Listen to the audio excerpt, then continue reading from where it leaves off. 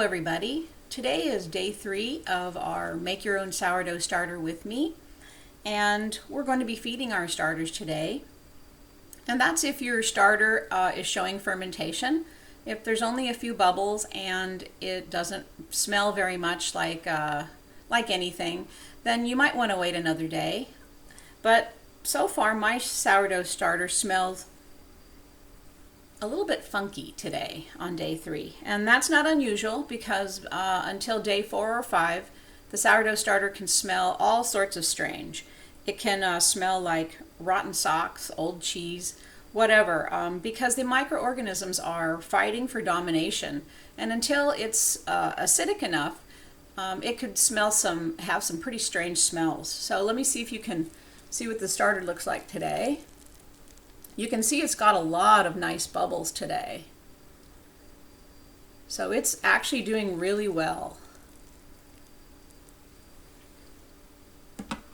So this sourdough starter was made with a mixture of half all-purpose flour and half freshly ground white wheat flour. So we're going to start by pouring out about 50% of the starter, maybe a little bit more. It's got such good fermentation that I could pour out a little bit more and it would still do pretty good. But we don't want to dilute the microorganisms too much in the very beginning. So I'll pour out some of it. You might notice that on the bottom, that I don't know if you can see that or not, that it's kind of liquidy on the bottom. And that's normal. Just stir it up. Okay, now that I've stirred it up, the funky smells pretty strong. So don't be surprised if it smells bad. As a matter of fact, there's a lot of people who at this stage of making a sourdough starter will take a smell and go, oh, it's bad, and they'll throw it away. But that's not what you want to do. It's just a normal stage in the development of a sourdough starter before it stabilizes. So let me pour out about half of it, or maybe just a little bit more in my case.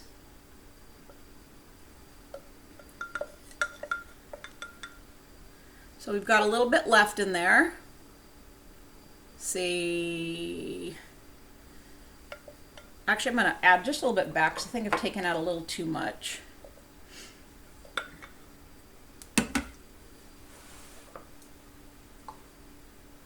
Don't want to dilute it too much when it's getting going.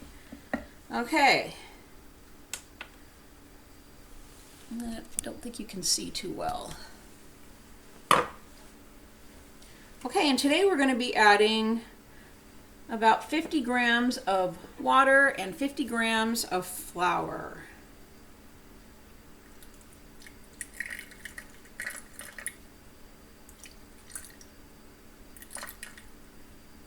These are just small amounts for building your starter or if you're maintaining a starter. It's not really enough to make your bread with, unless you're doing a low inoculation bread. So we've got 50 grams of water in there, and I've got my mixture here. This is the mixture of the half wheat and half all-purpose, and I'll put 50 grams of that in.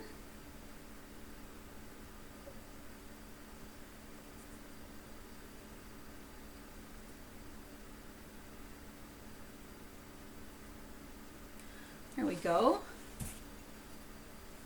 And we'll stir it up.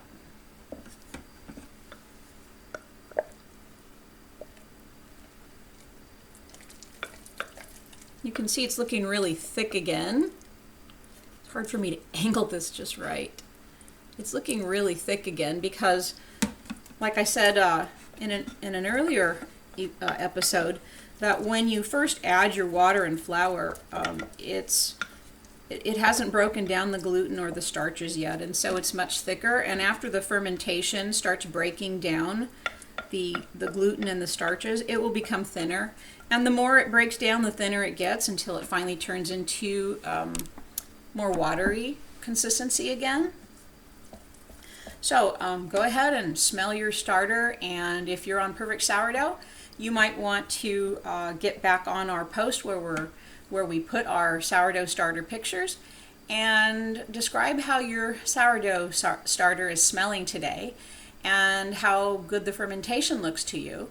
And don't feel bad if the fermentation is not that good today. If you only have a couple bubbles and it still smells, you know, like raw dough or something that smells nice, it's probably not very far along in its fermentation. And that's okay. It can take longer in some cases, like if it's a little cooler where you are, or they're just different. Sourdough starters are different. So if yours is taking a little bit longer, don't worry about it. Just wait and feed it either tonight or tomorrow, and that will be fine. There's no sense in hurrying it along, because if it doesn't have very much fermentation, you don't want to go ahead and give it a lot of food, because you're just diluting the microorganisms that are starting to ferment. So I will be covering my starter and putting it back at room temperature to ferment. And the room temperature is 70 degrees Fahrenheit or 21 degrees Celsius. And that seems to be a real nice moderate temperature for sourdough starter. You don't want it to be too warm. You don't want to encourage really fast fermentation activity, because fast activity can encourage the bad bacteria. So 70 degrees Fahrenheit or 21 degrees Celsius is a nice temperature. Also, I wanted to talk a little bit about the flour that we're using. I'm using wheat flour, wheat all-purpose, and wheat whole wheat. And the reason I'm doing that is because people that are new to baking with sourdough or baking in general, they have an easier time with wheat flours than with the rye or the ancient grains, because especially rye will ferment faster. Rye and corn ferment very quickly, but rye has pentosands, and they cause a kind of slimy stickiness to the dough. And if you're not used to that, then newbies find it very hard to handle dough that is very sticky or slimy feeling. And corn, of course, has no gluten. So even though the two of them are good for beginning a starter with because of their quick fermentation, they're a little bit more difficult for a new baker or a new sourdough baker. So I went ahead and started with the wheat because it's easier, and we'll go ahead and continue to use it. And when we bake our bread, we might even be using a little bit more of the bread flour or all-purpose flour, and a lesser amount of the whole wheat, because whole grains are also a little bit more difficult for newbie bakers to work with. But anyway, with our sourdough starter, we want some whole grains, because whole grains have a lot of microorganisms in them, and it really helps your starter to thrive and to be vigorous. One other thing I wanted to do today before I end was I want to do a shout out for the Quest for Sourdough. The Quest for Sourdough is an online sourdough library, and if you go to the Quest for Sourdough and sign up, it will help the worldwide collection of data for sourdough starters. And it's actually pretty fun. And so the more starters that we have there, the more collection we can do of data on sourdough, and that's really wonderful. So go ahead and go to the Quest for Sourdough and sign your sourdough starter up. So that should be all for today. We'll see you tomorrow. Bye-bye.